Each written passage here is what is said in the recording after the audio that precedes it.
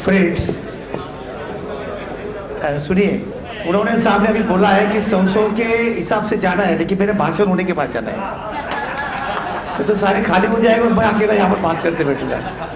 सबसे पहले मैं दोस्तों एक बात करना चाहता हूँ कि यहाँ पर हमारे जो प्रिंटिंग का जो मामला संभालते हैं, जो होर्डिंग्स वगैरह लगाने के लिए मदद करते हैं, पोस्टर्स बनाते हैं, हमारे बुकलेट्स बनाते हैं, 2005 से जो आदमी अपने संगठन के साथ में जुड़ा हुआ है, प्रिंटिंग का काम करता है, उनकी उम्र 63 साल की है, लेकिन मेरे बातों में भागते रहता है उधर। एक बार उनका एक्सीडेंट होते होते बच गए थे। तो इधर को मैं विनती, आइए मैं विनती करता हूँ प्रेसिडेंट को, उनको आप बुके देके और शॉल देके उनका ऑनर करिए, क्योंकि संगठन का एक अच्छा कार्यकर्ता के नाम से भले पैसे लेते हैं, लेकिन कार्यकर्ता ऐसा होना चाहिए। उसने आज उसको बाहर भी जाना है, फिर भी वो आ गए हैं, उनको भी रुकाया है। तो मैं प्रेसिडेंट को विनती करता हूँ उनको शॉल और बुके देके उनका सम्मान करें।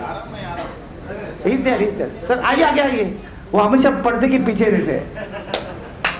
Let's clap for friends. संगठन जीवित करने के लिए पब्लिसिटी काफी जरूरी है, क्योंकि ये हमको मोदी साहब ने अभी सिखाया, लेकिन इन्होंने हमें उसी वक्त सिखाया 2005 में। अरे डालिए,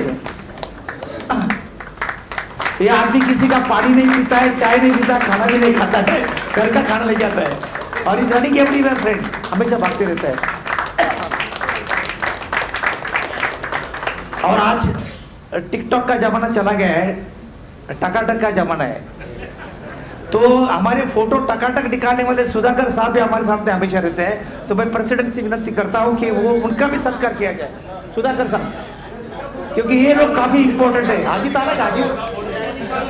देख रहे, इनका फोटो कोई नहीं, ये फोटोग्राफर है, किधर गया परमार जी, फोटोग्राफर है ना अपने पास, ये बहुत इंपॉर्टेंट है भाई, इनकी वजह से हम लोग जी रहे हैं। आइए, late us clap for friends.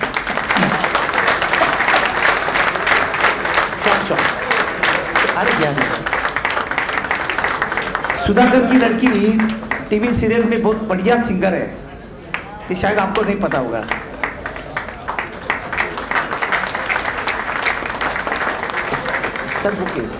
और ये संगठन का जो बैक ऑफिस संभालने वाला जो हमारा सबसे बंदा इंपॉर्टेंट है, अजीत तांबे।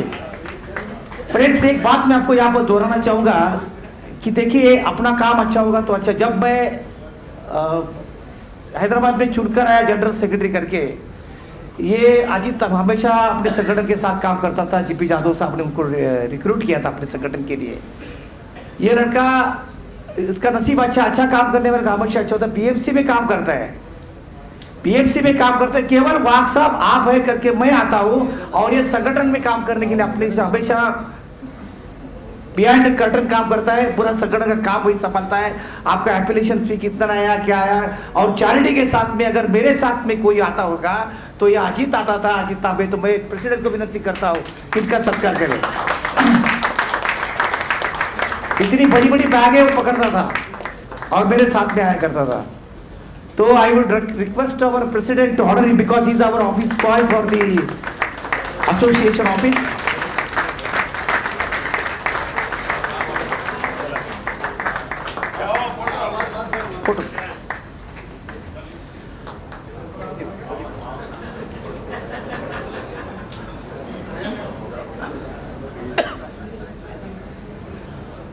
धन्यवाद।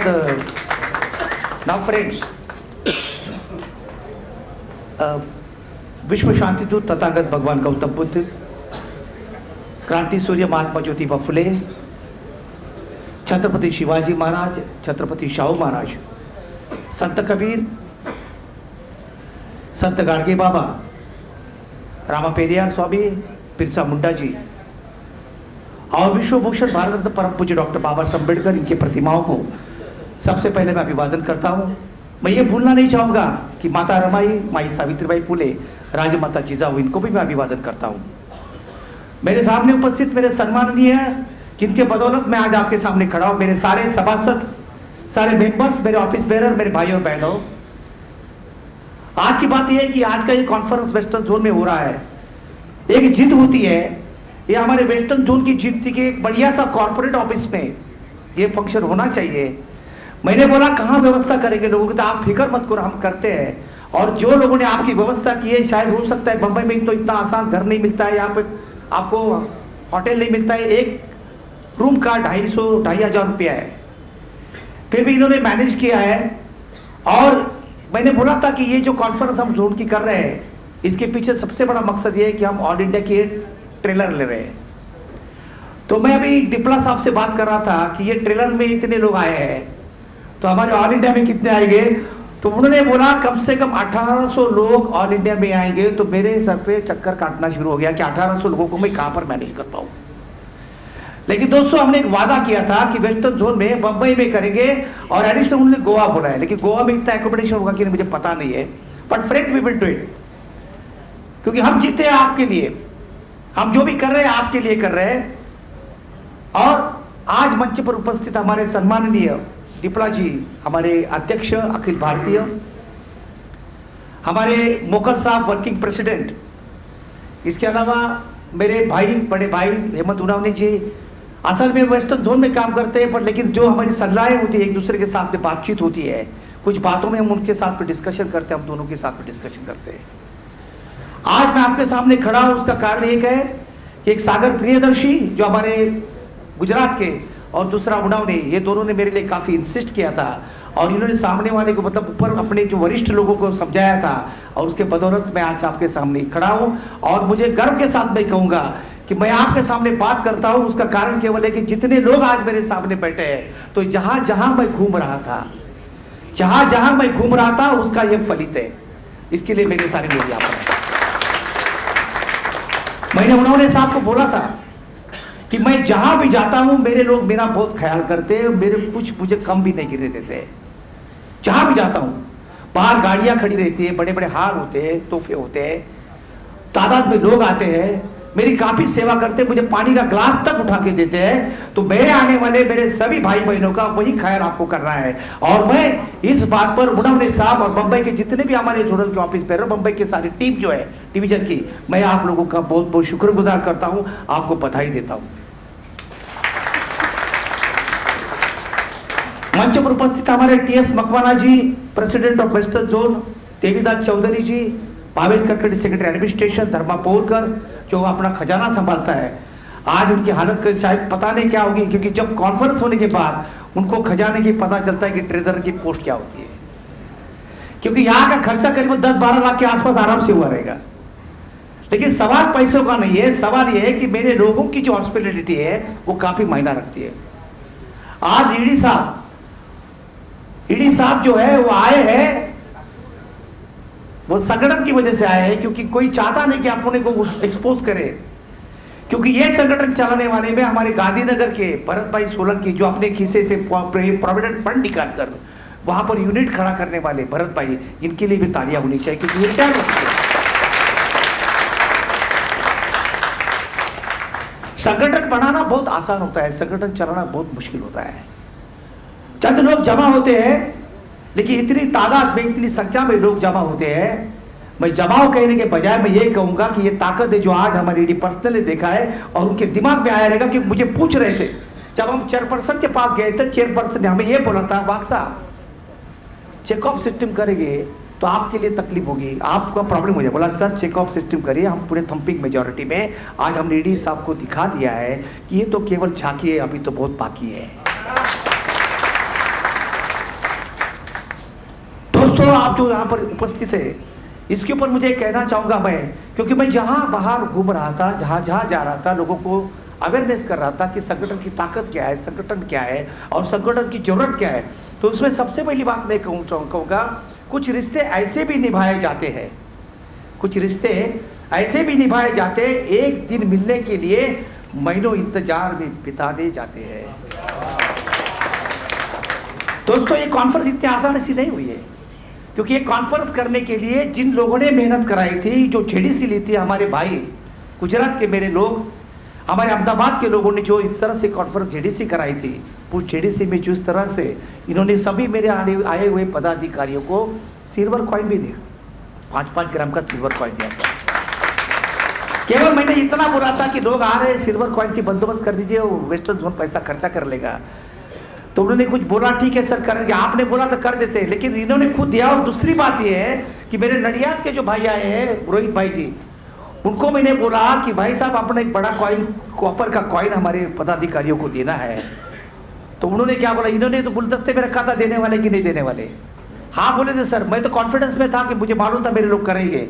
तो कॉइन जो दिया गया था रोहित भाई ने, ब्रॉन्ज का कॉइन, इतना बड़ा, बाबा साहब की तस्वीर एक बाजू में, दूसरे भगवान बुद्ध की तस्वीर, वो भी हमारे पदाधिकारियों को दिया गया था। तो इसके लिए भी तालियां होनी चाहिए।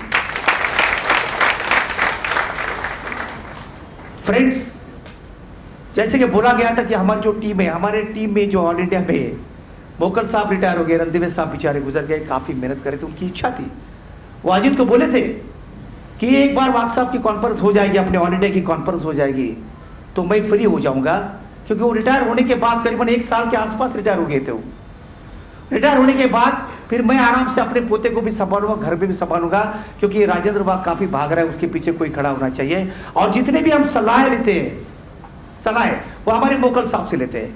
तो दोनों भी रिटायर हो गए। अभी तो रणदीप साहब चले गए, ट्रेजरी का सवाल है, तो मोकल साहब ने चिंता करने की कोई जरूरत नहीं, क्योंकि कोई भी अगर कोई काम करता है, उसके पीछे कोई खड़ा रहता है, तो कोई तो अपना बड़ा भाई होना चाहिए, उसका हाथ होना चाहिए। उसमें से एक हमारे मोकल साहब है। हमारे पुरी जी रिटायर हो गए, हमारे नागराजन जी रिटायर हो गए, करीबन 4-5 लोग रिटायर हो गए। आधी कमेटी पूरा ऑल इंडिया संभाल रही है, लेकिन सक्षम से संभाल रही है। अगर 50 लोग भी रहेंगे, लेकिन हमारे 4-5 लोग हैं, 500 से भी ज्यादा है मैं कहूंगा, क्योंकि आज व्यवस्थापन को हमने दिखा दिया है कि ये संगठन क्या चीज है। क्योंकि आपको मैं कहना चाहूंगा कि हमारे जेडीएम साहब बोल रहे थे, उन्होंने साहब हम चले गए थे, तो जेडीएम साहब को हमने बोला कि साहब अभी क्या है, उन्होंने साहब रिटायर हो जाएंगे। कब हो रहे हैं? फरवरी में हो रहे हैं। बोला सर आप अप्रैल में चले जाएंगे। बोला और मैं जुलाई में। आप कैसे जा रहे हैं जुलाई में? आप भी जा रहे हैं? बोला हाँ मैं भी जुलाई में जा रहा हूँ। तो फिर मैं बोला सर जाने के बाद क्या करूँ? क्या करेंगे बाद में? मैं बोला वकीली करूँगा। नहीं वकीली नहीं करना है। तो बोला फिर ठीक है, प्रिंसिपल का मुझे तो पोस्ट मिल रहा है, अभी भी 5 साल तक प्रिंसिपल करके कॉलेज में, लॉ कॉलेज में पढ़ा सकता हूँ। नहीं। बोला सर फिर क्या कर रहा है? एमपी बनो, एमपी। मतलब ये आदमी इतना आसानी से बोलता है एमपी बनो करके। मैं सोच रहा था कि शायद साहब की कहीं नरेंद्र मोदी जी साहब के पास पहचान होनी जरूरी हुई है, क्योंकि जो SC/ST का जो बंदा होता है, SC/ST के लोगों को इतनी आसानी से कोई ऊपर लाता नहीं, क्योंकि हमारे व्यवस्थापन में, हमारे LIC में कोई चेयरपर्सन SC/ST का नहीं हुआ। आप झगड़ा कर करके एमडी कराए, TDM कराए, लेकिन जिनको कराया बहुत सारे CDM रैंक में अभी लाइन में खड़े हैं। और मैनेजमेंट की एक परेशानी होगी है कि इतने सारे CDM रैंक में खड़े, DM रैंक में खड़े, ADM में, फिर वापस वहां पर आने वाला है और वो पूछेगा लोगों को कि सर इनका पोस्टिंग का क्या है, ट्रांसफर मोबिलिटी का क्या है। तो उन्होंने एक शब्द यूज किया था, समानता लाना चाहते हम, समानता। तो समानता का मतलब इक्वालिटी होता है, लेकिन हम ये चाहते हैं कि जो कॉन्स्टिट्यूशन में लिखा है वो समता है। और वो समानता और समता, पहले आप समता लाइए फिर समानता की बात करिए, क्योंकि हमारे लोगों को आज बात देखा जाता है। और मेरे जो लोग हैं ये कॉर्पोरेशन चलाने वाले मेरे लोग हैं। मैंने बोला है कि हम यहाँ के एम्प्लॉय नहीं है, हम life insurance corporation of India के एम्प्लॉय नहीं है, तो हम ये कॉर्पोरेशन के मालिक है, क्योंकि डॉक्टर बाबा साहब अम्बेडकर ने बोला था सभी इंश्योरेंस कंपनियां को इकट्ठा करके नेशनलाइज करो। और ये नेशनलाइज किया, इसके लिए ये हमारी जिम्मेदारी है कि नेशनलाइज गवर्नमेंटल इंस्टीट्यूशन को चलाने का काम अगर कोई करता है तो मेरे सारे SC/ST के भाई बहन करते हैं। हमने छाती ठोक के बोला है। कल की बात जहां पर आई, जब हम गए थे उनको इनविटेशन देने के, मैं आऊंगा, हमको चाय खिलाया, बिस्किट खिलाया, इंपोर्टेड बिस्किट बहुत खाते हैं आजकल उन्होंने सब। हम दोनों मैनेजमेंट के पास जाते तो चीफ पर्सन भी हमको इंपोर्टेड बिस्किट देती है, सेहत के लिए अच्छा होता है, लेकिन दिमाग काम नहीं करता है, मेरा नहीं उनका।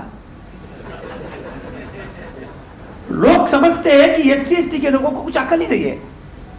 लोग समझते हैं सबसे पिछड़े हुए गुलाम लोग कोई हो गए थे SC/ST के, लेकिन मैं आप लोगों को कहना चाहूंगा कि व्यवस्थापन हमने दिखा दिया है। अरे गुलाम हम नहीं है, हम यहाँ के ओरिजिनल है, हम यहाँ के लोग हैं। और ये भारत के मूल निवासी अगर कोई हो गए तो मेरे आगे पीछे बैठने वाले सारे मेरे भारतीय लोग और हम लोग ही हैं, हम लोग हैं। हम लोगों को गुलाम इसलिए बनाया गया क्योंकि हम लोग सबसे एग्रेसिव और पावरफुल है। हम लोगों को गुलाम इसके लिए बनाया गया कि ये जानते हैं कि कल ये लोग प्रधानमंत्री हो सकते हैं, कल ये पूरा भारत चला सकते हैं। इसके लिए आप लोगों के आज भी बिहाइंड द कर्टन बैकडोर आप देखिए, जो बीजेपी की काम करने के तरीके वही अपने LIC ऑफ इंडिया में भी है।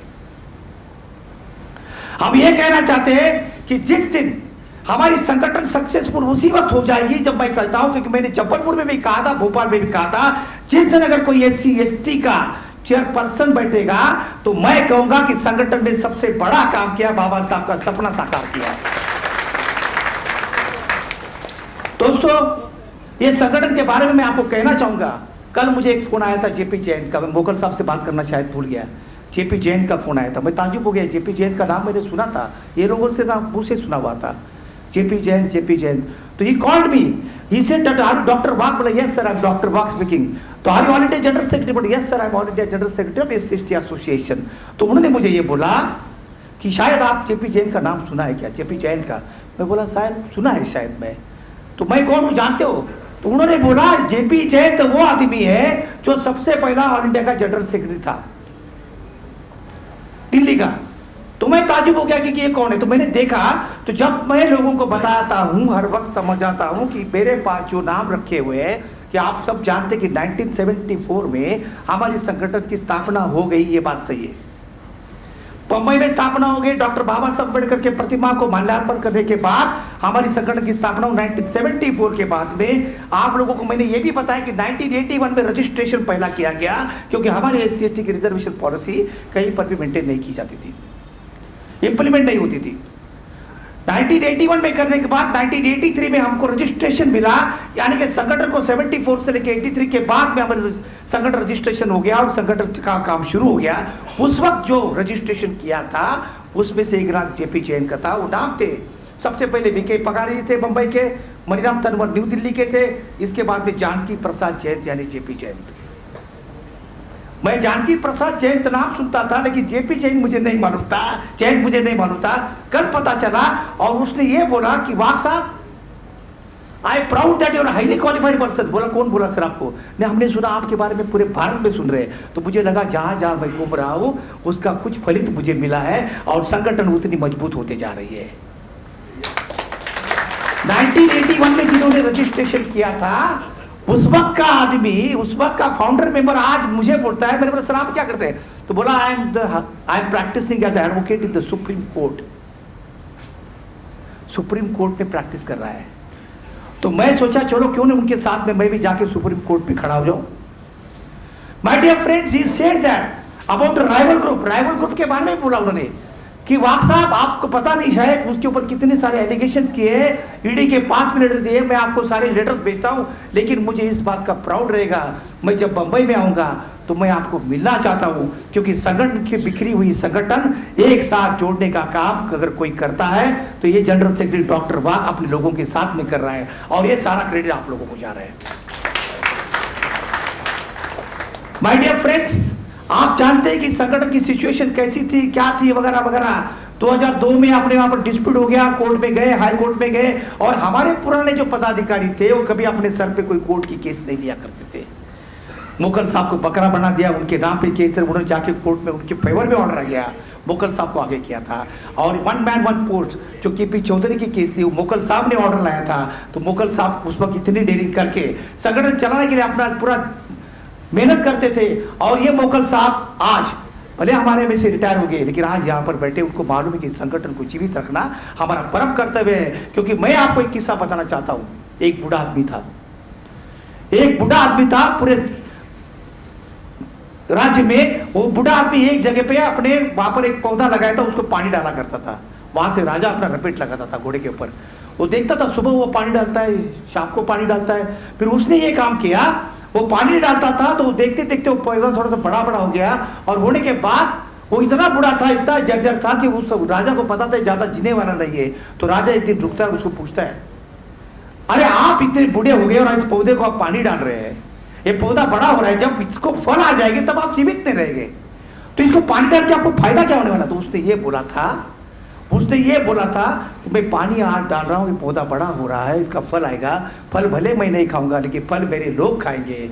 ये सबसे बड़ी बात मुगल साहब की बात है। तो मुगल साहब का काफी बड़ा योगदान रहा है। और हमारे सबसे बड़े भाई रणदीवे साहब एक एक पाई का हिसाब रखते थे, मुझे पूछते थे जब तक बिल नहीं मिलता है पैसा नहीं मिलेगा। सच बात है, क्योंकि सबसे बड़ी बात है, मैंने पहले बोला कि जो आदमी घूम रहा है बाहर, अभी ऐसा पता चला है कि जबलपुर में जा रहा है, और हमारे जो खासदार लोग हैं 133 लोग हमारे पूरे लोकसभा में खासदार है SC/ST के, 133 आउट ऑफ 573। तो ये लोग हमारे लिए क्या काम कर रहे हैं, लेकिन हमने उनको भी हिला दिया है, हमने उनको भी हिला दिया है। तो ये खासदार लोग यहाँ वहाँ घूमते रहते लेकिन हमारा कुछ काम नहीं करते हैं, लेकिन हमारे काम करने के लिए हमने उनको मजबूर कर दिया है। माय डियर फ्रेंड्स, लोगों को पता चल चुका है कि संगठन क्या ताकत है और ऑल इंडिया SC/ST एसोसिएशन क्या ताकत है, उनको पता चल चुका है। लेकिन आज के मोमेंट में हमें एक बात का ध्यान रखना है, जब तक हम लोग अपनी सत्ता नहीं अपने हाथ में लेते हैं, unless and until we will not take power, governmental power I am talking my dear friends, governmental power, LIC में तो हमने तो पूरा कर दिया है। LIC में कोई हिल नहीं सकता, LIC में मेरे कोई आदमी के ऊपर, कोई बंदे के ऊपर, कोई एम्प्लॉय के ऊपर कोई अन्याय नहीं कर सकता। क्या आपने देखा है, जैसे उड़ावने साहब ने बोला, हम गए थे साहब के पास, हमको चाय बिस्किट भी खिलाया, हाथ दे करके बोले, और कल अचानक हमारे तिपला जी वहाँ पर मिलने गए थे, तिपला जी मिले, उन्होंने ऐसा कहा कि तिपला जी को मैंने बोल दिया है करके, उनके सेक्रेटरी से मुझे फोन करवाया, क्योंकि उनकी ट्रेनिंग नहीं थी वाक साहब से बात करने की। सेक्रेटरी से फोन करवाया और मुझे बोला, सेक्रेटरी के अरे कल ईडी साहब का प्रॉब्लम है, उनका कुछ अर्जेंट वर्क है। बोला क्या मजाक लगा रखा है, ये क्या मजाक लगा रखा है, SC/ST के यू ऐसा ठहर दे। लेकिन जब जब जब ये बातें होती है, संगठन की ताकत वो होती है, मैं आपको बताता हूँ, मुझे रहा नहीं गया, मैंने उनको तो झाड़ दिया, लेकिन ईडी पर्सन से मेरी बात नहीं हुई थी। मेरी यहाँ बैठकर MD साहब को बात किया और मैंने सीधा उल्टा सुल्टा बात करना शुरू कर दिया। मैंने जब बात उल्टा सुल्टा करना शुरू कर दिया, दीपला जी यहाँ बैठने में थोड़ा दीपला जी में गुस्सा हो गया था, लेकिन मुझे पूरा कॉन्फिडेंस है दीपला जी के बारे में कि मेरा अध्यक्ष ऐसा कभी काम नहीं करेगा, उल्टा उसको बोलेगा आपको आना है करके। क्योंकि साउथ जोन में ऐसा हुआ था, साउथ सेंट्रल जोन में हुआ था, साउथ सेंट्रल जोन में जब उसने MD को फोन किया था तो वहां से भारत पेड़ भागते भागते आई थी। ये रियलिटी मुझे मालूम है, क्योंकि जो संगठन चलाते इतनी अच्छी संगठन चला रहे, हमारे आपस में कोई विवाद नहीं और मेरे सारे लोगों में कोई विवाद नहीं है। लेकिन जब मैंने बात किया MD साहब से, MD साहब बोला आपने डायरेक्ट मुझे फायरिंग चालू कर दिया। बोला ये क्या मजाक है, SC/ST को समझते क्या आप लोग। और हमने ये बोला था कि सर वो हमको पहले आते बोला और आते नहीं बोला, तो ये क्या है बोला। तो माय डियर फ्रेंड बोला आप मुझे बताओ तो सही क्या एक्चुअल फैक्ट है। बोला सर क्या बताने का, बोला 7 बजे की बात थी, वो आना चाहिए, मैं कैसा उसको बुलाना, देखो आपको क्या करना है करो, बाद में आप देखते करके। और उसके बाद में फिर तिपला जी ने यहाँ से फोन किया था ईडी को, तो ईडी बोला मैंने ऐसा बोला नहीं, बोला आपको सराहना है, कल छुट्टी है, बोला ठीक है।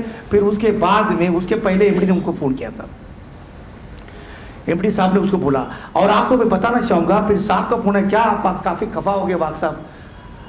अरे खफा क्यों नहीं हो भाई, हम खफा नहीं होते, हम अपना अधिकार मांगते हैं। अगर हमें कोई अधिकार नहीं मिलता है किस तरह से छीन के लेने का, हमें बाबा साहब अम्बेडकर ने सिखाया है और हम अपना अधिकार मांगते हैं। हमको भीमा कोरेगांव मालूम है, हमको भीमा कोरेगांव भी मालूम है, क्योंकि ये एक ताकत हमारे जो हमारे समाज में है, हमारे एक बंदे में जो ताकत है, वो पूरा भारत भी एक तरफ चला जाएगा हमारे खिलाफ। अगर कोई विरुद्ध जाएगा संविधान के, तो पूरा मेरा समाज एक साथ उठेगा और आंदोलन कर देगा। माय डियर फ्रेंड्स, अगर कोई किसी को डरता होगा तो केवल SC/ST को डरते हैं, क्योंकि SC/ST खतरनाक लोग हैं। आप जानते हैं कि डॉक्टर बाबा साहब अम्बेडकर की बाहर बटालियन के बारे में क्या क्या बात किया था। माय डियर फ्रेंड्स, ये सच्चाई है। जब ये बात होने के बाद उन्होंने बोला आप खफा हो गए बाग साहब, काफी खफा हो गए। बोले खफा होने की सवाल नहीं, ये आपकी संगठन जो मेरी है, आप आइए देखिए, दूर दूर से मेरे लोग आ रहे हैं, 250-300 किलोमीटर से मेरे लोग आ रहे हैं, और आप क्या बोल रहे हैं। जब मैं नडियाद वडोदरा में जाता हूं, मैं देखा है कि 250, 300, 400 किलोमीटर से लोग आते हैं, केवल बाग साहब आ रहे हैं अपने प्यार मोहब्बत से, क्योंकि उन्हें पता है और ये मेरी जिम्मेदारी है। अगर मेरे लोग आते तो उनका ख्याल करना मेरी जिम्मेदारी बनती है। इसके लिए हमका ये संगठन चलाते समय हमने पहले से सोच के रखा था कि संगठन को ऐसे जगह पे लेके जाएंगे, इतने टॉप लेवल पे लेके जाएंगे कि आज आने वाले समय में जो भी पदाधिकारी होगा उसे काम करने में कोई दिक्कत नहीं होगी, लेकिन आसानी होगी फ्रेंड्स। और फिर ये साहब बोले मैं आऊंगा, लेकिन मैं थोड़ा घाई। मैंने बोला आप आइए, खाली दिया जलाइए और जाइए, क्योंकि आपने बहुत दिए जलाए हैं। आगे और रात को 11:15 बजे मुझे MD का फोन आया, आप ठंडे हो गए। बोला क्या हो गया सर अभी। नहीं ठंडे हो गए। बोला ठंडे होने का क्या सवाल आता है, अभी भी गुस्से में। बोला सो रहे। बोला सोएंगे कैसे सर, कल हमारा फंक्शन है, सो नहीं पाते। बोला आने वाले साहब, कोई आता है कोई मेहरबानी नहीं करता है,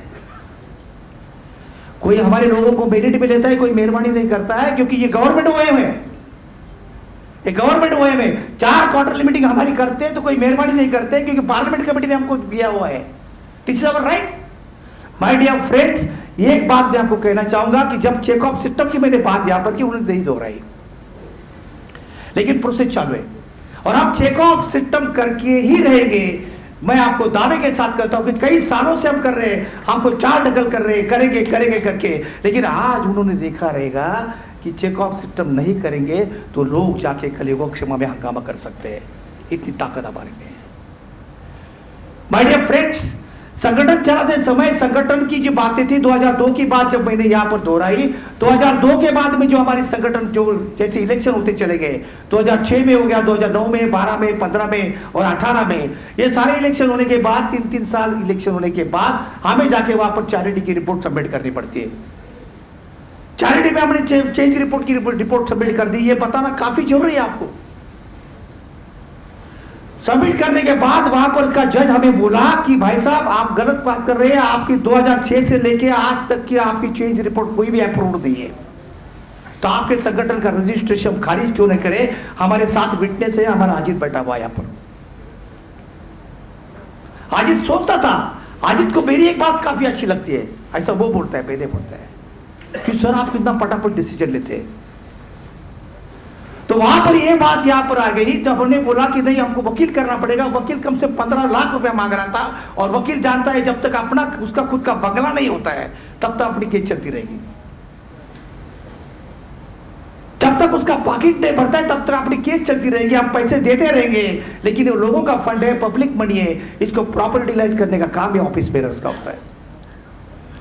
हमने खुद वकील उससे बात की जज साहब से कि sir I am the qualified person, I am the professor of law, 17 साल हमने पढ़ाया, मेरा कार्ड उनको दिया, उसने देखा डिग्री 5 डिग्री, उसमें 4 लॉ की डिग्री है, पीएचडी लॉ में किया है। तो बोला I would like to implement things, I would like to present matter. और मैंने वहां पर प्रेजेंट करके ये हमारे संगठन का जो इश्यूज था, हमने 2006, 2009, 2012, 2015 और 2018 का जो ऑर्डर्स मेरे सामने पड़ा हुआ है दोस्तों, ये ऑर्डर्स हमने निकाले, करीबन 6 ऑर्डर्स हमने वहां पर सक्सेसफुली प्लीड किए हैं। और इसके लिए आप लोग देखते हैं सारे ऑर्डर अपने हाथ में और अपना संगठन को पूरी तरह से हमने लीगल कर दिया है। Now nobody can challenge you friend, ये आपके संगठन की ताकत है। ये सारे 6 ऑर्डर्स हमने निकाले और जब व्यवस्थापन के सामने रखते हैं और हम चैलेंज करते हैं कि कौन सी संगठन लीगल है और कौन सी इलीगल है। और ये संगठन चलाते समय जिसका सपोर्ट मुझे मिला है वो मेरा एडवोकेट कौन है, तो अजीत तांबे है। क्योंकि बैग लेके जाना, सारे पेपर इकट्ठा करना, सारे डेट्स लेना, वहां पर जाके बातचीत करना, ये सारे बातें करने के लिए उसका बहुत बड़ा मायना है, उसका बहुत बड़ा रोल रह चुका है। इतना ही नहीं बल्कि आगे जाकर जब हम देख रहे थे कि हमारा रजिस्ट्रेशन सर्टिफिकेट कहाँ पर है, मेरे लोग बोल रहे थे आजकल जमाना आया है, पैन नंबर चाहिए, पैन नंबर चाहिए, सारे डिवीजन को पैन नंबर चाहिए। तो पैन नंबर चाहिए। कुछ लोग ऐसे थे कि जिन्होंने हमारे ऑल इंडिया का कार्ड यूज किया पैन नंबर, और उसका भुर्दन हम लोग भर रहे हैं। वहां पर उनका अकाउंट है, पैसा वो जमा कर रहे हैं और वो हमारे अकाउंट में आ रहा है, हमारे यहां से टैक्स कटवा रहे हैं। मेरे लोग कितने अच्छे हैं देखो, वो ऑल इंडिया को भी नहीं छोड़ रहे। और बाद में जब पैन के सवाल उठा, तब सारे डिवीजन का हर एक अपना पैन होना चाहिए। तो पैन कार्ड के लिए हमारे पास कॉन्स्टिट्यूशन की कॉपी होनी चाहिए, पैन कार्ड के लिए उसका एप्लीकेशन सर्टिफिकेट होना चाहिए। उसके अलावा सबसे इंपॉर्टेंट बात है कि उसका रजिस्ट्रेशन सर्टिफिकेट होना चाहिए। रजिस्ट्रेशन सर्टिफिकेट हमारे पास तो है ही नहीं। तो फिर हमारी सवाल ये उठे, जब हमारे पास पुराना रजिस्ट्रेशन सर्टिफिकेट था, यहाँ पर हमारे भाई यूपी सोलन के बेटे परमार जी बैठे, उनको मालूम है ये रिटायर्ड हो गए, लेकिन आज भी आए हैं।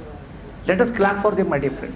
गुजरात से आए मेरे लोग, गुजरात से, आज भी अपने संगठन के ऊपर इतना लगाव है, इनको प्यार है। तो ये लोगों ने देखा है कि उस वक्त का रजिस्ट्रेशन सर्टिफिकेट इलेजिबल नहीं था, हरा हरा कलर का था, दिखता नहीं था, कुछ मालूम नहीं पड़ता था, और वो भी मराठी में लिखा हुआ था, मराठी में लिखा हुआ था। लोगों को समझ में नहीं आ रहा था क्या करूं क्या नहीं करके। तो उसके लिए हमने फिर आगे चलकर वो रजिस्ट्रेशन के लिए अप्लाई किया, और अप्लाई करने के बाद ये हमने रजिस्ट्रेशन सर्टिफिकेट लाया और अपनी संगठन को पूरी तरह से लीगल करवा दिया। दोस्तों, संगठन चलाना मतलब खाली डायस पर बैठना नहीं होता है। मैं देख रहा हूं, मुझे काफी लोग पूछते भी हैं कि सर हमें आपके साथ में काम करने का बहुत इच्छा है। मैं बोला यार काम करने की इच्छा उसके लिए क्या, तो आपके साथ काम करने की इच्छा है तो हमें एक छोटा सा पद दीजिए, हम आपके साथ काम करना चाहते हैं। और काम करने के लिए क्या पद की जरूरत है? अजित भी तो कर रहा है मेरे साथ, सुधाकर भी कर रहे हैं फोटोग्राफी, और उसके बाद में हितेंद्र भी कर रहा है, तो ये क्या है? उसके लिए पद की जरूरत है। पद उसी वक्त होता है आपको कौन से कुर्सी पे बिठाया और कुर्सी की कीमत बढ़ाने का काम आपका कर्तव्य करता है। तो आप मुझे बोलो सर मुझे काम करने का मौका दीजिए, मुझे पद नहीं चाहिए, पद की जरूरत नहीं। लेकिन आज लोग भाग रहे इधर उधर, लोग दिखा रहे हैं मुझे पद चाहिए करके। माय डियर फ्रेंड्स, पद लेना जरूर लीजिए, लेकिन ऑल इंडिया चलाना, झूठ चलाना इतना आसान नहीं है। तिपला जी को मालूम है? हाँ सर, ऑल इंडिया और झूठ चलाना इतना आसान नहीं है, क्योंकि जीपी जादव साहब के बारे में मैं कहना चाहूंगा। जीपी जादव साहब को इतना परेशान हो गए थे बेचारे व्हाट्सएप के ऊपर, तो उन्होंने एक बार 12 बजे उन्होंने मुझे फोन किया था रात को, मुझे बोला बाग साहब, बोला क्या हो गया? अरे यार मैं बहुत परेशान है। बोला क्या? ये सारे लोग मुझे परेशान कर रहे हैं, बार बार व्हाट्सएप पे क्या क्या डाल रहे हैं। बोला क्या हो गया? मुझे तो आटा काटने का शक लगता है, आटा काट सकता है। बोला तो जरा मेरा फैमिली का ख्याल करो। लेकिन जब से हमने लिया है, जब से दीपला साहब प्रेसिडेंट बन चुके हैं, मोकल साहब पदाधिकारी बन चुके हैं, एक भी बंदा ऐसा नहीं जो हमारे खिलाफ बात कर सके, और हमने सबको ठिकाने पे लगा दिया और संगठन में डिसिप्लिन लाने का प्रयास किया। एक भी आदमी हमारे खिलाफ बात नहीं कर सकता है। और हम ये कहते हैं हम चाहेंगे वही लोग हो सकते हैं, लेकिन कारण ये है कि मैं हक के साथ बोल सकता हूं, क्योंकि हमारा उतना डेडिकेशन है। एक जमाना था हम लोग जहां पर जाते थे, हम अपने टॉयलेट के बाजू में बैठकर ट्रेन से सफर कर चुके हैं, लेकिन आज हमको फ्लाइट का टिकट मिलता है, लोग लेने के लिए आते हैं। ये संगठन की ताकत है दोस्तों। कारण ये होता है कि आपके पदाधिकारियों के ऊपर विश्वास सभासद उस वक्त कर सकते हैं जब उसको पता चलता है कि ये लायक आदमी, ये मुझे संभाल सकता है, ये मेरा ख्याल कर सकता है। और हम खुद बाबा साहब के बच्चे हैं, हम आपका ख्याल नहीं करेंगे, क्या ईडी का ख्याल करेंगे? क्या ईडी का ख्याल करेंगे? You know, my dear friends, I want personally said a word to the chairperson कि you are a powerless person. You are a powerless chairman because the thing is this, क्योंकि आप अगर आपके पास पावर होते थे, कल आप बोलते थे कि आपको निगोशिएशन करने की कोई जरूरत नहीं है, कल ये चार्टर में कर देता है, कर लीजिए। अगर आपके पास पावर होते थे, मेरे टेम्पररी बच्चे लोग बाहर नहीं होते थे, आपको कोई भी डिपार्टमेंट कर सकते थे। लेकिन आप पावरलेस है। अगर पावर किसके पास है? वाक के पास है, तिपला जी के पास है, क्योंकि हम आपको सोने नहीं देते, आपकी नींद हराम करते, इसके लिए आप यहां पर ना होते हुए भी आप उपस्थित हो जाते हैं। माय डियर फ्रेंड्स, संगठन को तो हमने लीगल किया, रजिस्ट्रेशन करवाया, सब कुछ ठीक है, लेकिन आपको एक बात कहना चाहूंगा कि हमारी जो क्वार्टरली मीटिंग पार्लियामेंट कमेटी की शुरू हुई थी, वो 1/11/2007 को जो कोलकाता में पार्लियामेंट कमेटी आई थी, उसके बाद भी आपकी क्वार्टरली मीटिंग शुरू हो गई है। यानी कि 2007 में क्वार्टरली मीटिंग शुरू हो गई। आपकी संगठन की स्थापना 1974 में हुई, रजिस्ट्रेशन पूरा 83 में हो गया। कितने सालों के बाद ये सब झमेला चला और हमारी संगठन रजिस्ट्रेशन हो गई। और उन्होंने ये भी बोला था कि मैं आपके साथ में ज्यादा समय नहीं ले पाऊंगा, क्योंकि उन्होंने साहब ने बोला था कि 1 बजे का लंच टाइम रखा हुआ है, मैंने 1:15 बजे शुरू किया है। मैं तो खुद प्रोफेसर है, मैं 4 घंटा भी बात कर सकता है। गुजरात के लोग जानते हैं, गोवा वाले भी जानते हैं, अमरावती सब लोग जानते हैं कि वाक साहब को बोलने के लिए बैठे रहते हैं। लेकिन आज थोड़ा सा मुझे ऐसा लग रहा है कि समय की पाबंदी है, तो थोड़ा मैं कट करके मैं बात करूंगा, लेकिन बहुत इंपॉर्टेंट बातें मैं आपसे कर रहा हूं दोस्तों। सबसे इंपॉर्टेंट बात जो 2007 में हो गई, उसके बाद में चैरिटी के अपने सारे ऑर्डर्स लाए, हमने रजिस्ट्रेशन करवाया। आज कल बैठने वाला आदमी कोई भी अगर कोई सीट पे जाके बैठेगा, उसे कोई कुछ लाने का जरूरत नहीं, सब कुछ आराम से मिल चुका है। तो वहां सब 2 बात रह गई जो मैंने बोला था 2018 में कि हमें 4 क्वार्टर लिमिटिंग करनी है, वो तो होने वाली है। और हमने बोला था कि टेम्पररी लोगों को कंफर्म करना है, लेकिन टेम्पररी लोगों को कंफर्म करने की दिक्कत खड़ी ये हो गई कि ये लोग, कुछ लोग वापस कोर्ट में चले गए। हमने पार्लियामेंट हाउस में इशू उठाया, 30 एम्प्लॉइज के साथ में, 30 एमपी के साथ में इशू उठाया। उन्होंने गाइडेंस मैनेजमेंट को डायरेक्शन भी दिया, you have to recommend this person, you have to take this person, absorb this person, regularise this person. लेकिन हमारे में से कुछ लोग वहां पर चले गए, कोर्ट में चले गए। कोर्ट में जाने के बाद वापस मसला अटक गया और टेम्पर लड़के। लेकिन एक बात मैं आपको कहना चाहूंगा, अभी टेम्पररी बच्चे लोग का 5-6 साल का सर्विस बाकी रह गया, लेकिन व्यवस्थापन ने हमको प्रॉमिस किया है। उन्होंने साहब भी थे मीटिंग में, हमारे टीएस मकवाना भी थे, हमारे प्रेसिडेंट जिस मीटिंग में थे उन्होंने ये बताया कि शायद हम उनको कंफर्म नहीं कर पाएंगे, लेकिन हम उसको कुछ तो अच्छा सा अच्छा उनको कुछ बेनिफिट देने वाले, यहां तक तो एसोसिएशन ने करके रखा है। माय डियर फ्रेंड्स, हम झगड़ते हैं, क्या जरूरत पड़ी है वाक साहब को जल्दी रिटायर होने वाले। अभी तो यहां तक बात आ गई वाक साहब कभी रिटायर, हमको ये बताना चाहते कि एक बार मीटिंग हो रही थी अंदर, हमने एयरलाइन मीटिंग में बोला भी उसको, मीटिंग हो रही थी व्यवस्थापन की, उन्होंने बोला जुलाई तक थोड़ा शांत रहो, बाद में अपन देखते क्या करना है। तो उनको पता नहीं, वहां पर बैठे हुए एक बंदे ने मेरे को आके बोला कि वाक साहब ये लोग तो आपकी जाने की राह देख रहे हैं, बोले जुलाई तक थोड़ा शांत बैठो, बाद में देखते क्या है। तो हमने मीटिंग में पूछा था कि साहब क्या आप हमारी जाने की राह देख रहे हो क्या? तो दोस्तों एक बात मैं कहना चाहूंगा, तो हमने व्यवस्थापन को यह बोला है कि वाक साहब जाने न जाने की बात ही नहीं है। हमको यह भी कहा गया था आपके कॉन्स्टिट्यूशन में ऐसा कुछ प्रोविजन है क्या कि रिटायर आदमी नहीं रहना चाहिए? बोला हमारे कॉन्स्टिट्यूशन में ऐसा कोई प्रोविजन नहीं है, रहना चाहिए कि नहीं रहना चाहिए हाउस के ऊपर डिपेंड करता है। लेकिन आप क्यों डर रहे हैं? आपको डर किस बात का है?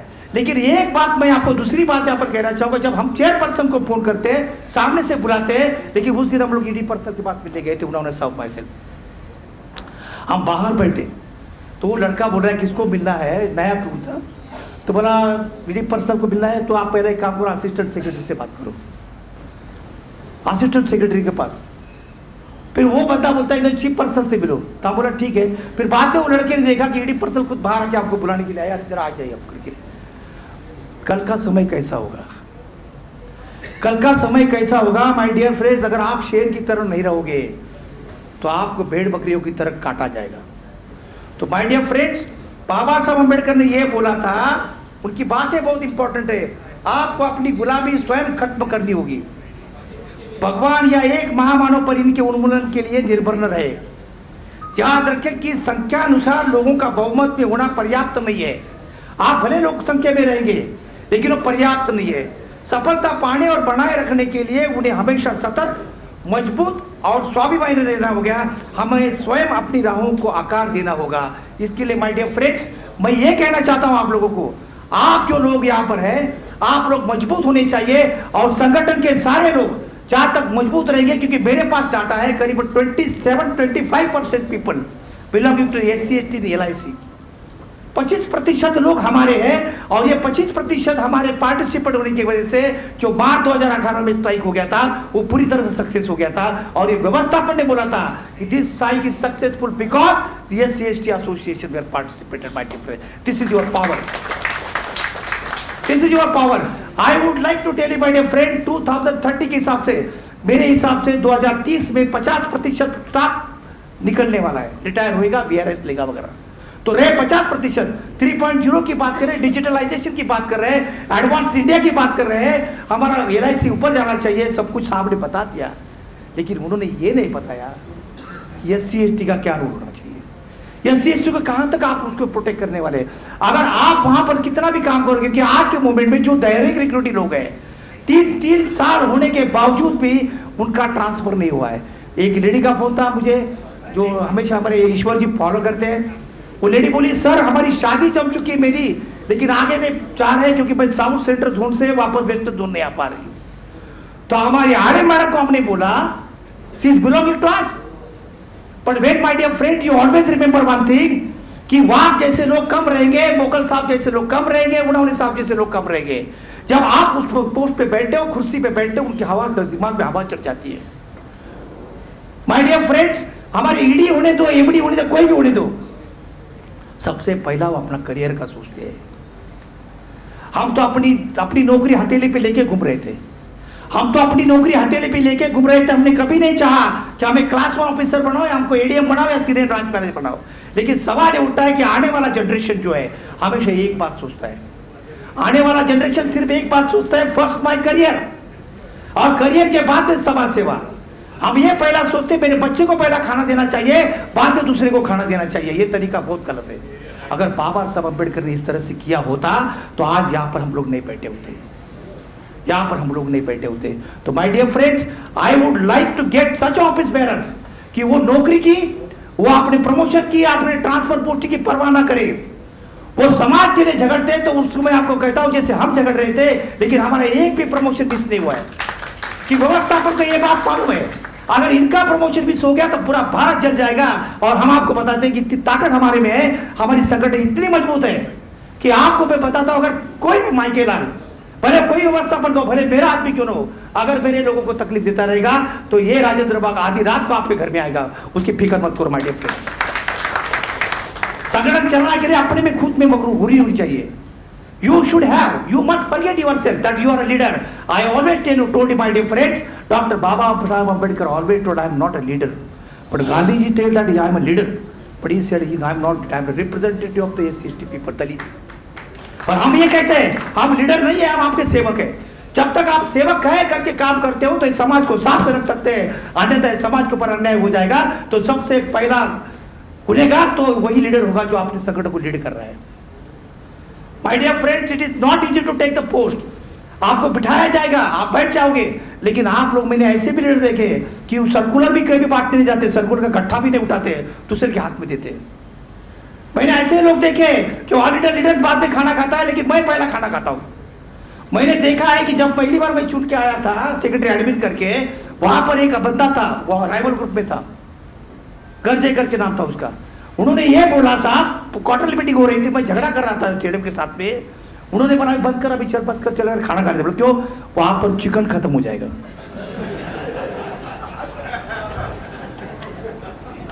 माय डियर फ्रेंड्स, ऐसे भी लीडर देखे, ऐसे भी लीडर देखे, और मैंने ऐसे भी लीडर देखे कि जिनको लोग ही नहीं बुलाते, क्योंकि उनको मालूम है जब मैं गया था 36,000 rupees they spend when I reached to the Shimoga में जाने के लिए 36,000 स्पेंड किया। ऊपर से मुझे बोला पॉकेट एक्सपेंस से 10,000 वापस आप लीजिए। मैं सोच रहा था क्या ऐसा है, तो बोला आपके आने की वजह से यहाँ पर लोग इतने इकट्ठा हो गए, तो 36,000 हमारे लिए कोई बड़ी बात नहीं, क्योंकि संगठन को जीवित रखने का सबसे बड़ा काम अगर करता रहेगा तो वापस आप कर रहे हैं। माय डियर फ्रेंड्स, एक बात हमेशा ध्यान में रखिए कि संगठन में इतना सा छोटा सा संगठन नहीं है, ये संगठन बहुत बड़ा है। तो वेस्टर्न जोन है, 8 जोन है हमारे, 8 जोन, और 8 जोन में अलग अलग तरीके के हर एक होशियार लोग हैं, अलग अलग तरीके के लोग हैं। मैं तो यहां तक सोचता हूं कि लोग यहां तक ऐसे सोचते हैं कि हमें अच्छा रहने को जगह नहीं मिला, हमारा ये बाथरूम बराबर नहीं है, ये घर अच्छा नहीं है, ये गेस्ट हाउस अच्छा नहीं है, स्टाफ क्वार्टर अच्छा नहीं है, ये होटल बराबर नहीं है। लेकिन यहां पर आए हुए मेरे लोगों की कोई कंप्लेंट नहीं है, ये मुझे सबसे अच्छा लग रहा है। क्योंकि आप जानते हैं आज यहां पर आप बैठे हैं, ये हॉल में ब्रांच मैनेजर ऑफिशियल्स का मीटिंग जो मेगा बीट होता है, ये मेगा बीट में मैं यहां पर बैठा हुआ था, यहां पर छेड़े बैठे थे। तो ये कॉर्पोरेट ऑफिस, कॉर्पोरेट हॉल आपको दिया गया है। ये कॉर्पोरेट हॉल ऐसा नहीं मिलता है, और ऐसा ये भी नहीं है कि इन्होंने पैसा उठाया अपने पॉकेट में डाल दिया करके। My dear friend, this is public money utilize for the public only. हमारा LIC कॉन्सेप्ट है, people's money for the people's welfare, तो our association money for the members welfare. My dear friends, दोस्तों बहुत जगह घूम के आया मैंने देखा, पूरा भारत देखा। पहले तो वेस्टर्न जोन में बहुत, गुजरात के लोगों से मेरा बहुत काफी प्यार रहा है पहले से। मैं गुजरात का जब से मैं पदाधिकारी हूँ, जोनल का जनरल सेक्रेटरी करीब 8-10-20 साल रहा है, तब से मैं आज तक कभी गुजरात का एक भी मीटिंग मिस नहीं किया है। और सबसे भर भर के प्यार मुझे किसी ने दिया रहेगा तो मेरे गुजरात के लोगों ने दिया है रेगुलर। मैं आपको कहना चाहूंगा, यहाँ पर हमारा एक बंदा है, वो हमारा RC कैडर में था। जब मैं अहमदाबाद में आया था उस वक्त हमारे पास पैसे नहीं थे, तिवार साहब और मैं था, तो वहां पर प्रियदर्शी साहब ने बोला प्रिय साहब क्या करेंगे, पैसा ही नहीं हमारे पास। तो उसने ऐलान कर दिया डोनेशन का, लोगों ने डोनेशन दिया। वो लड़का RC कैडर का, उसका कुछ काम नहीं था, अभी आ रहेगा विनोद भाई ना, विनोद भाई से था। हाँ, तो उन्होंने देखो, उन्होंने उस वक्त RC कैडर का, उस वक्त क्या मालूम वाघ साहब के ऊपर क्या प्यार मोहब्बत उसका जड़ गया। भाषण किया, उसने बोला वाघ साहब मेरी तरफ से 500 रुपया, 500 rupees on that time. I was the general secretary of zone. लेकिन जब उसके लड़के की शादी थी, व्हाट्सएप पे मैसेज डाला मेरे लड़के की शादी है, मैं फ्लाइट से अपने पैसे से उसके बच्चे के शादी में गया, उसके लिए वो सबसे बड़ा रिवार्ड रहा। यहां पर पैसा मायना नहीं रखता है, यहाँ पर पैसा मायने नहीं रखता है। वही लड़का रात को आता है, हमें गाड़ी में लेके जाता है, उन्होंने साहब हमको 3-3 बजे लेके जाता है। और सबसे बड़ी बात तो मैं ये कहना चाहता हूँ कि संगठन में जुड़े हुए लोग, कौन उन्होंने साहब, कौन मोकल साहब, कौन पकवान और कौन अशोक, कौन पहचानता था उनको। हम लोगों को साथ में लाने का काम अगर किसी ने किया रहेगा बाबा साहब अम्बेडकर की विचारधाराओं पर, तो केवल ये संगठन ने किया है। तो ये संगठन के अपने माई को कभी मत भूलो और इनके साथ कभी गद्दारी मत करो, क्योंकि इन्होंने आपको भर भर के दिया है। इन्होंने आपको भर भर के दिया है, इतना दिया है कि आपके बच्चे फॉरेन में भी चले गए, आपके बच्चे इंजीनियर हो गए, आपके बच्चे डॉक्टर हो गए, काफी पढ़े लिखे। उसका कारण केवल LIC ऑफ इंडिया है। और LIC ऑफ इंडिया में हम लोग जो सुरक्षित है, हम यहाँ पर पूरी तरह से अपने आप को सुरक्षित महसूस करते हैं, उसका कारण केवल एक है। क्योंकि मैंने देखा था राजकोट डिवीजन में, मैं एक बार गया था, टीटी राठौड़ आया क्या यहाँ पर? हाँ, राजकोट डिवीजन में मैंने देखा है दोस्तों, ये लड़का जूनागढ़ में कॉन्फ्रेंस कर रहा था। इन्होंने 15 दिन मुझे पहले बोला था, उस वक्त मोबाइल की प्रोविजन नहीं थी, कि सर कॉन्फ्रेंस करने। बोला ठीक है मैं आ जाता हूं, लेकिन मैं भूल गया। उस वक्त सैटरडे हफ्ते था, संडे में इनकी कॉन्फ्रेंस थी। जिन्होंने बोला सर आप निकले क्या? बोला कहाँ? लैंडलाइन पे फोन किया था, कहाँ? बोले सर जूनागढ़ में कॉन्फ्रेंस है। बोला जूनागढ़ में कॉन्फ्रेंस? मैंने कुछ मेरे पास नहीं था, मैं घर में भी बोला नहीं था। मैं वहां से हाफ डे निकल कर मैं बोला ठीक है मैं आता हूँ, कहाँ जाना? टिकट नहीं मिली। तो भाई साहब ने बोला आप बॉम्बे सेंटर में जाइए, वहां पर एक स्लीपिंग कोच मिलेगा, स्लीपिंग कोच में सर आप आके बैठ के आइए, मैं आपका पैसा दे दूंगा। और वो स्लीपिंग कोच में मैं जब गया, उधर टिकट टेबल स्लीपिंग कोच में गया, ठंडी का समय था, कुछ ओढ़ने के लिए नहीं था। मैंने एक ड्रेस लिया, खरीदा बाहर से और निकल गया मैं। और मैं बोला चलो अच्छा हो गया, एक स्लीपिंग कोच की गाड़ी मिल गई। तो मैं बोला सो जाएगी अभी कुछ नहीं। और जो ग्राउंड फ्लोर का पेड़ था, मैं सोया वहां पर, कोई कंबल नहीं, कुछ नहीं, कुछ नहीं। पेपर पढ़ने की आदत है, पेपर साथ में रखे थे, पेपर लेके चले गए। और वहां के मेरा नसीब इतना बेकार, वो खिड़की बंद नहीं हो रही थी। नीचे पेपर डाला, ऊपर पेपर उड़ा और वैसे चला गया जूनागढ़ में। दोपहर को आके बेचारा खड़ा रह गया, मेरी राह देख रहा था, बिना नहाए धोए हमने वहां पर भाषण किया। और लेकिन आते समय दोस्तों मैं आपको बताता हूँ, उनके यहाँ का CLI मुझे नहीं पता था, उसने मेरी रिटर्न टिकट बुक कर ली, मेरे लिए कंबल लेके आया, मेरे लिए बिरयानी लेके आया, पानी की बॉटल्स लेके आए। और बोला साहब, मैंने बोला मैं वहां का CLI हूं, मेरे पास 86 एजेंट है। ये कौन देता है किसको प्यार? लेकिन एक बात ध्यान रखिए, आज के मोमेंट में हम ये देख रहे हैं, लोग ये कहते हैं कि मुझे टिकट नहीं मिला, मुझे फ्लाइट का टिकट दे दीजिए। लेकिन आप ये सोचिए कि फ्लाइट की टिकट आपको जरूर दी जाएगी, क्योंकि आप नरेंद्र मोदी तो है ही नहीं, आपको सिद्ध करना पड़ेगा आप नरेंद्र मोदी ऐसा काम कर रहे हैं। माय डियर फ्रेंड, जो काम करते हैं उनको लोग बुलाते हैं। आज मदुराई में कॉन्फ्रेंस है, उन्होंने मुझे बोला था कि sir you come, we are fixing a date. I told you कि you fix a date, I was forgotten that our zonal conference is here. परसों उनका फोन आया, sir we are booking your ticket. बोला sorry sir I could not come, क्योंकि मैं मेरे western zone का जो मेरा घर यहाँ पर है, अगर मेरे घर की शादी छोड़कर मैं चला जाऊंगा तो सही नहीं रहेगा। वहां पर मदुराई में कॉन्फ्रेंस चल रही है। माय डियर फ्रेंड्स, एक बात ध्यान में रखिए, इतनी तादाद में, इतनी ताकत में आप लोग यहाँ पर है, ये ताकत, ये क्षमता अगर कायम रखोगे तो मैं आपको बोलता हूं कि कोई मैनेजमेंट का माइकानार आपका कोई बाका नहीं कर सकता है। आप लोगों को संगठन चलाने के लिए ध्यान में रखिए, आपको आदमी चुन के देना चाहिए, ऐसा लीडर होना चाहिए, वो लीडर आपको चुन के देना चाहिए जो आपके काम करे, जो आपके काम करे। क्योंकि बाबा साहब अम्बेडकर ने यह बोला है कि जो वोट का आपको वैल्यू दिया है वो आपके पास दिमाग में रहना चाहिए। आजकल के जमाने में सारे स्वार्थ करके अपने के लिए उगा रहे हैं। My dear friend, this is one of the things. मैं आपको कहना चाहूंगा कि मैं जहां जहां गया, अभी मैं जबलपुर में गया, वहां पे सारे के राइवल ग्रुप के लोग आए थे। अभी पता चला कि 3 तारीख को जबलपुर में वो राइवल ग्रुप के लोग जा रहे हैं। जहां जहां मैं जा रहा हूं वहां वहां वो भाग रहा है, वो पैसा जमा करने के लिए भाग रहा है और राजेंद्र बाग लोगों को जमा करने के लिए भाग रहा है। ये दोनों में ये फर्क है। माय डियर फ्रेंड्स, हम जो चले गए थे, काफी जगह पे घूम के आए, मैं आपको बताऊंगा थोड़ा सा मेरे हिसाब से। हम लोग चेन्नई गए, धारवाड़, हैदराबाद, चेन्नई, वेलोर, कोलकाता, कोल्हापुर, ठाणे, बेलगांव, मैसूर, नागपुर, वाराणसी, पटना, अहमदाबाद, पुणे, अमरावती, गोवा, पुणे, न्यू दिल्ली, जयपुर, सूरत, वारंगल, सातारा, शिमोगा, नडियाद, वडोदरा, गांधीनगर, जबलपुर, भोपाल, एटसेट्रा एटसेट्रा घूम रहे। और सबसे बड़ी बात तो ये मैं आपको कहना चाहूंगा कि हमारे जो मार्केटिंग ऑफिशियल्स लोग हैं, हमारे मार्केटिंग ऑफिशियल्स लोग केवल संगठन की वजह से काफी कंफर्ट है। जब उनको पता चलता है कि SC/ST एसोसिएशन के लोग हैं, क्योंकि मैं आपको यहां पर कहना चाहूंगा more than 60% people belonging to SC/ST becomes marketing officials. तो मैं ये कहना चाहता हूं कि अगर कॉर्पोरेशन में कोई काम करता है, कॉर्पोरेशन की कोई बढ़ोतरी करता है, तो केवल SC/ST का बंदा करता है, क्योंकि मार्केटिंग ऑफिशियल जो बिजनेस लाने वाले में से 60% लोग केवल SC/ST के बाबा साहब के बच्चे हैं। हम डेवलपमेंट ऑफिसर का भी ख्याल करते, दीपला जी ने बोला है। लेकिन बात ये ध्यान में रखिए आप कि जब हम यहां वहां जाते हैं तो पार्लियामेंट कमेटी के साथ डिस्कशन करते हैं। हम पार्लियामेंट कमेटी के साथ डिस्कशन करते समय हमने नेशनल कमीशन को भी 2 तारीख को हम मिले थे नवंबर में। नेशनल कमीशन को हमने लेटर दिया था। नेशनल कमीशन को लेटर देने के बाद उनका भी लेटर मुझे आया, खत आया, और बड़ा प्यार भरा खत था। उसने लिखा कि we are taken up your matter and he also wrote that we asked particular explanation from the management.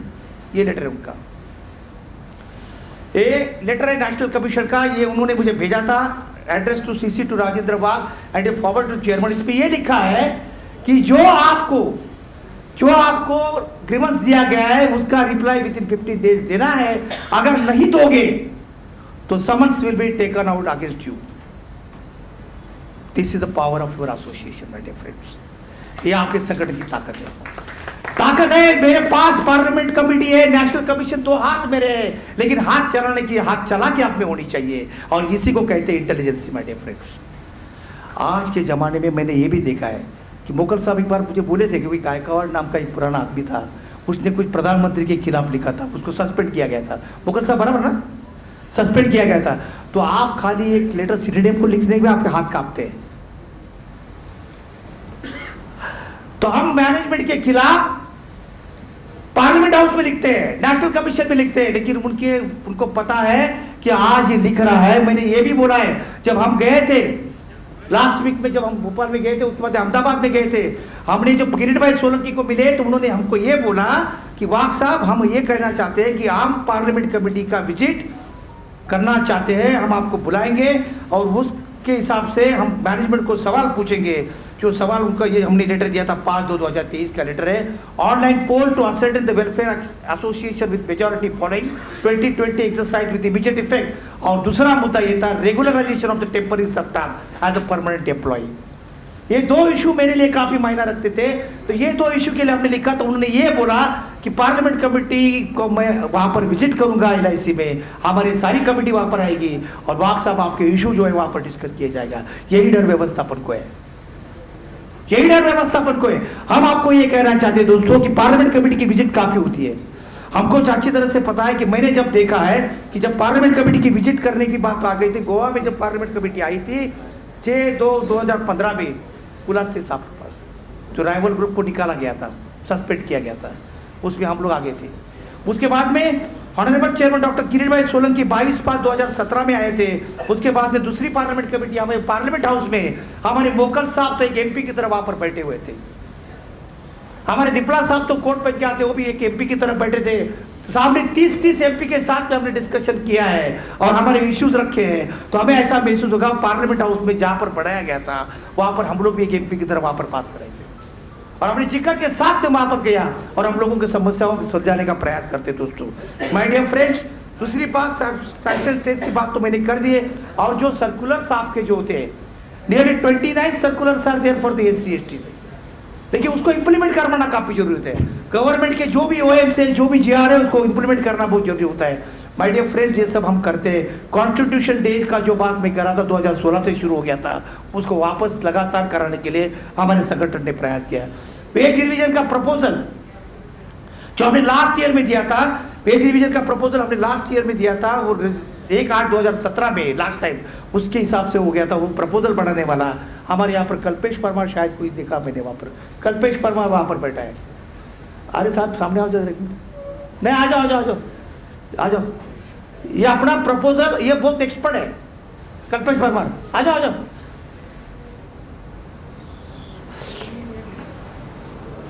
I would like to request our president to give the bouquet to him, sir. Bouquet, bouquet, bouquet, bouquet. Kalpesh Parmar को bouquet दीजिए, क्योंकि friends जो हमारा proposal बनाया था बिल्कुल उससे नजदीक हमारा पेज रिवीजन हो चुका है।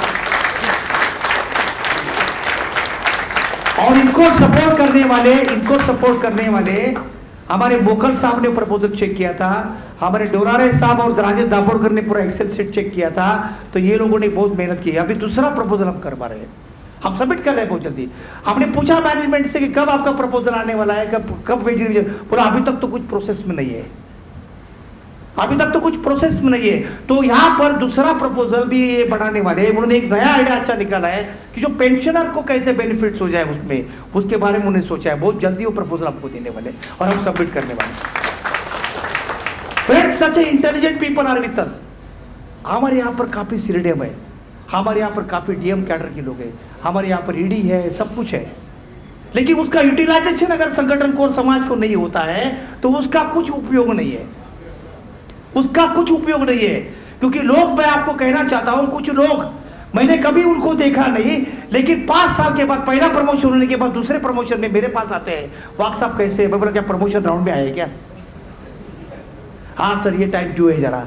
फिर वापस वो चले जाएंगे, 5 साल के बाद वापस आ जाएंगे।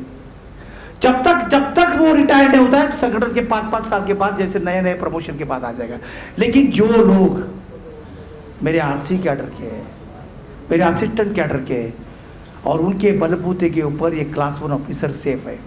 क्योंकि मेरी संगठन अगर कोई चलाता रहेगा तो मेरे क्लास 3 क्लास 4 एम्प्लॉय चलाते हैं, ये सच्चाई है। और वही क्लास 3 क्लास 4 एम्प्लॉय के बारे में हमारे व्यवस्थापन के लोग बोलते हैं कि वो जगह पे बैठता नहीं है, वो निकल के जाता है। और हमने ये भी देखा है कुछ लोग हमारा नाम बोल के घर में जाते हैं। एक बंदा उसका प्रमोशन नहीं हुआ, उसका प्रमोशन होने के लिए हमने ये ऑब्जेक्टिव टाइप का सोर्स निकाला, पास हो गया, कौन बने करोड़पति, वो पास हो गया और उसने चैरिटी कमीशन में उन्होंने साहब के नाम पे केस डाल दिया।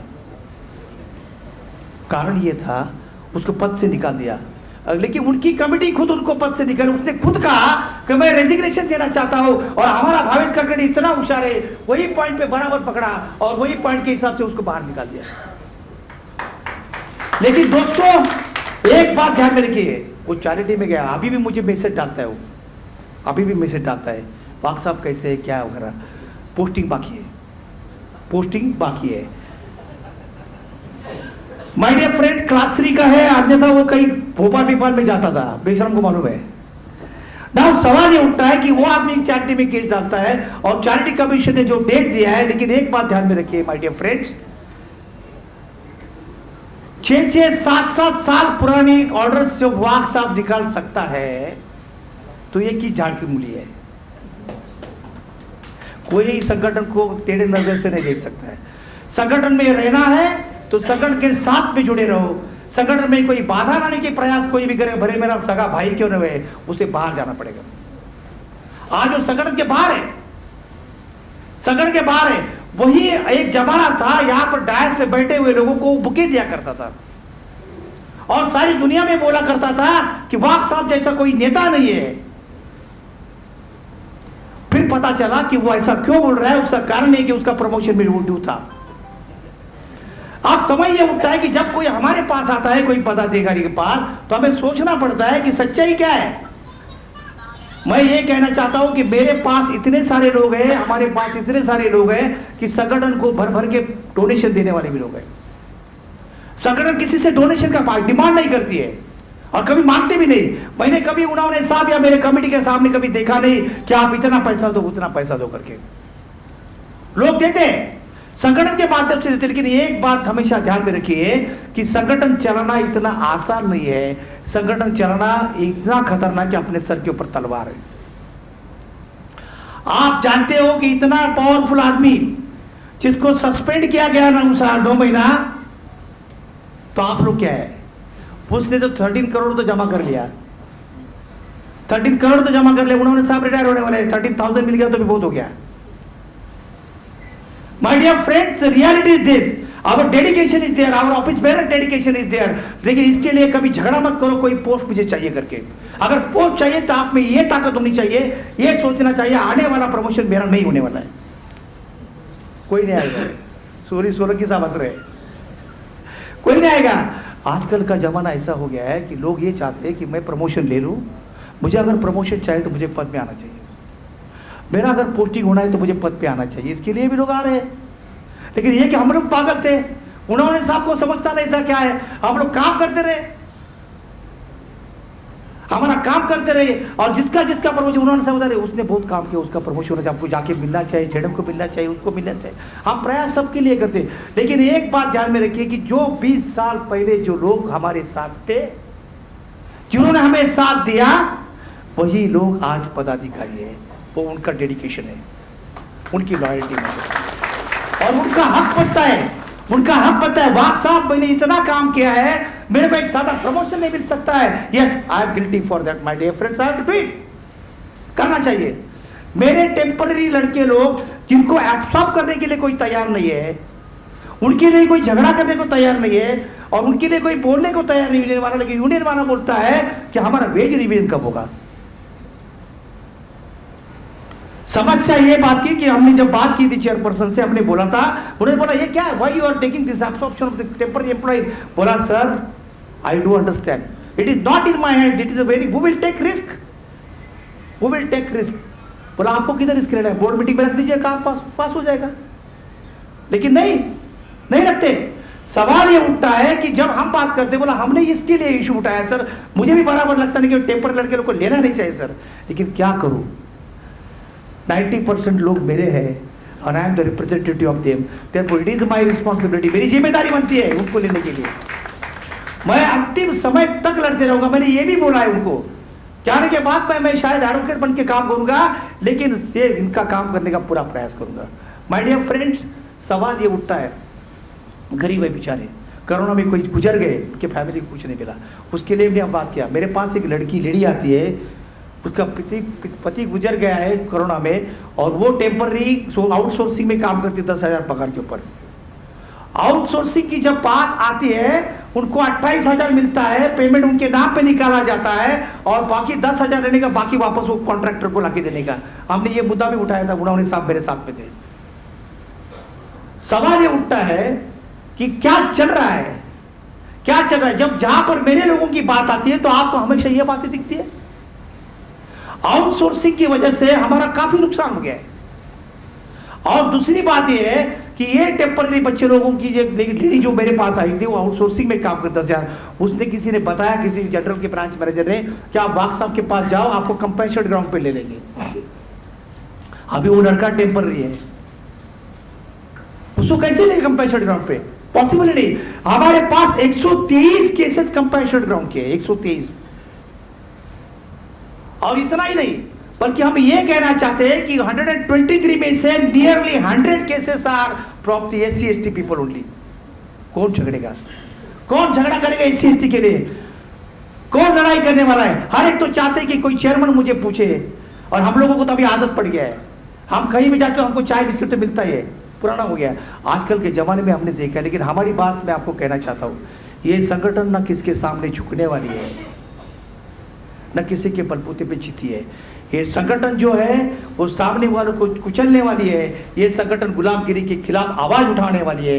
ये संगठन SC ST की एसोसिएशन नहीं, बल्कि ये बाबा साहब अम्बेडकर की विचारधाराओं के ऊपर चलने वाली एसोसिएशन है। ये किसी के लिए सुनने वाली है।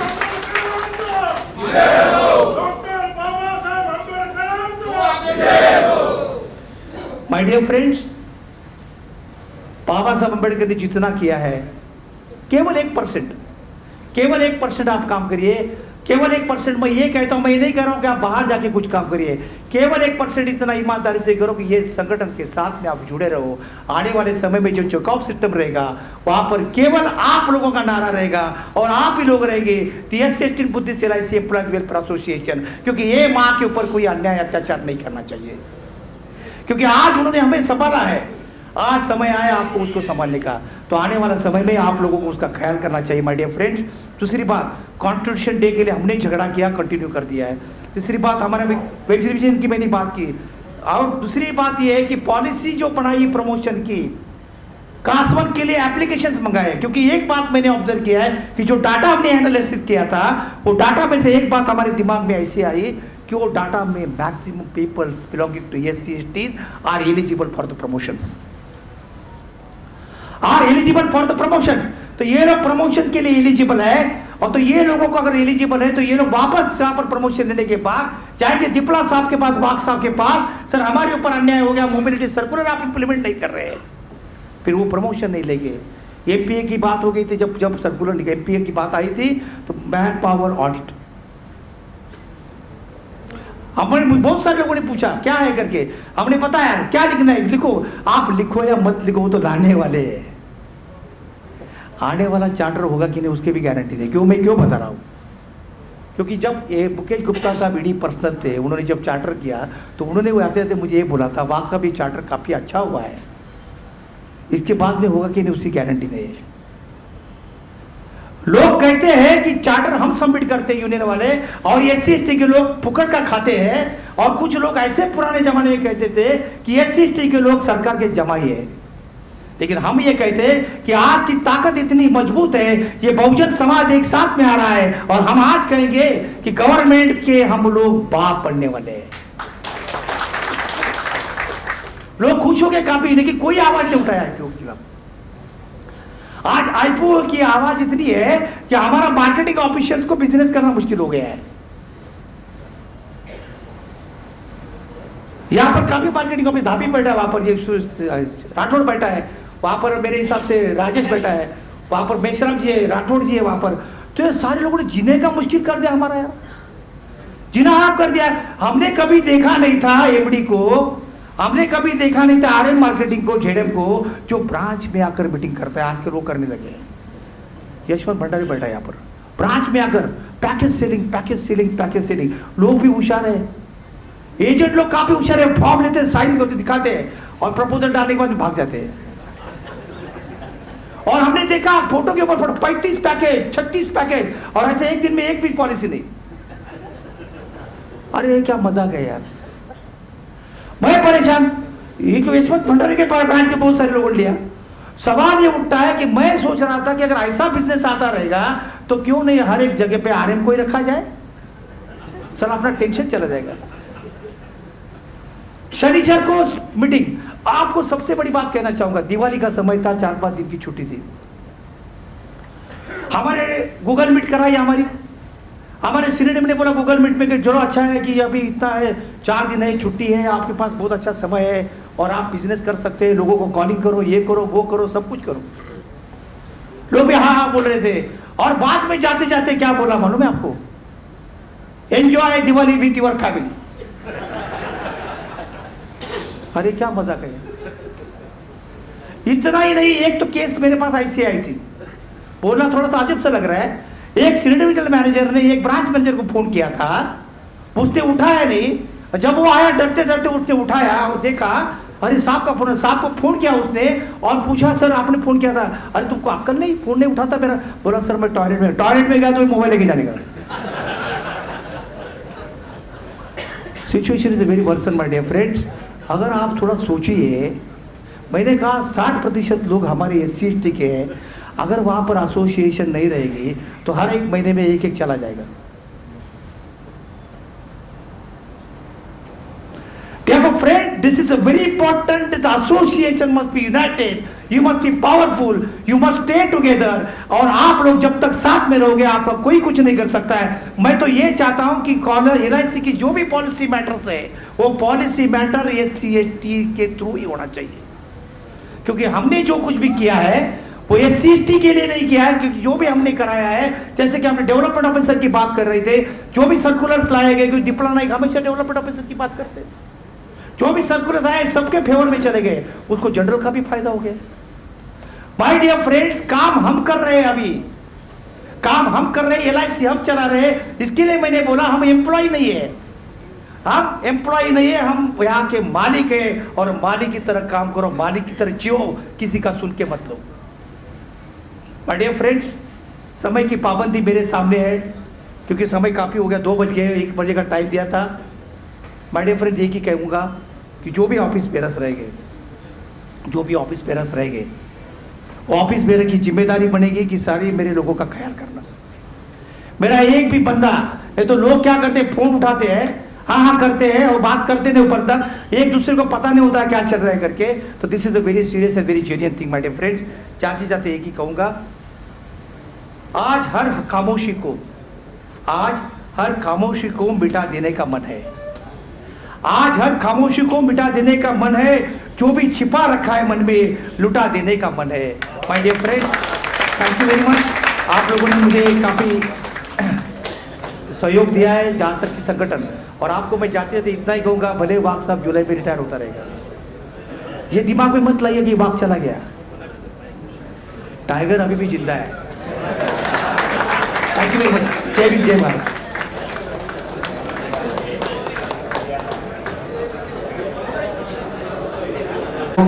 जाइए एट ए टाइम मत जाइए वहाँ हॉल में, एक पहला बैच दूसरा बैच ऐसे थोड़ा सा डिस्ट्रीब्यूट हो के जाइए।